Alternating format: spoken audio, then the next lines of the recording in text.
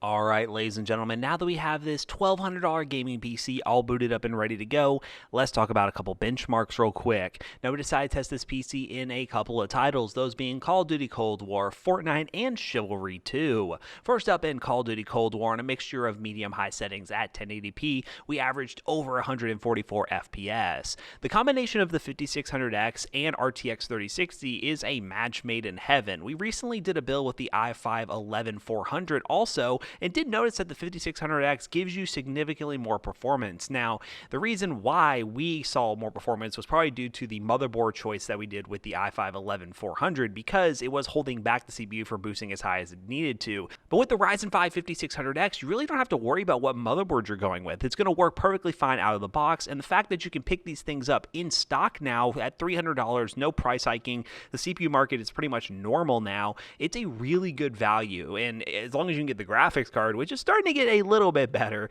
you will have a really awesome gaming experience.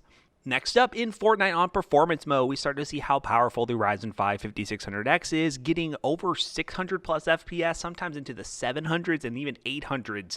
These are ridiculous numbers. Obviously, you could play at 1080p 240Hz, no problems whatsoever with this PC, and have a really awesome competitive esports gaming experience. You could play games like Valorant, Rocket League, CSGO, Rainbow Six Siege, all those types of esports titles easily over 144, even 240 FPS on high-low settings. Well, medium, low, high settings, obviously. So very good gaming experience overall in esports titles, and we kind of expected that with a build at this price point. And last but certainly not least, Chivalry 2, a game that we've been playing a lot here at Toasty Bros HQ, and on high settings at 1080p, we got over 100 plus FPS. Chivalry 2 is a little bit of a demanding game, especially with the 64-person mode where you're basically charging towards a castle and you have to defend or attack. There's a lot of moving parts, and getting over 100 FPS is no easy feat. It does really put a strain on most graphics cards, so Chivalry 2 is a fun game to test, and you guys should definitely give it a shot if you haven't played it already. In conclusion, this PC for the money is absolutely great. The RTX 3060 is starting to be easier to get on the used market. Yes, it's still definitely overpriced like everything else in the world, but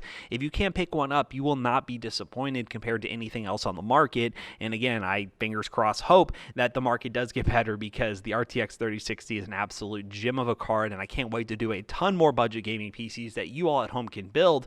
And also, I want to give a big thanks again to Lexar for sponsoring this video, because that NM620 SSD was absolutely awesome in setting up this PC build. Lexar makes some really fast storage at really good prices, and this SSD is no exception. Definitely consider picking this up for this PC build or any other PC build you do in the future, or just upgrading your rig at home. Lexar is your one-stop shop to get some really awesome performance drives. Now that we finished the benchmarking section of today's video, how are we going to bring Jackson back in here to wrap this video up real quick?